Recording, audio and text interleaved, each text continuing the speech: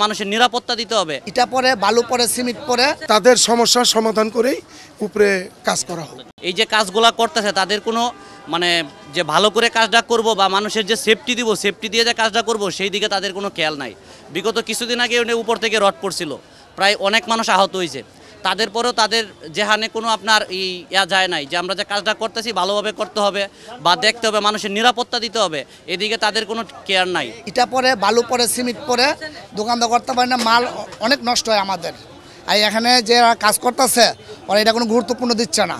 স্থায়ীভাবে তারা যদি পারমিশন নিয়ে বিল্ডিংটা করে তাহলে আমাদের এই নিচে যারা চলাচল করে পথযাত্রী, আমরা যারা ক্ষুদ্র ব্যবসায়ী টুকটাক ব্যবসা করি, তাদের যাতে কোনো সমস্যা না হয় আমরা চাচ্ছি তাদের সমস্যার সমাধান করেই উপরে কাজ করা হোক।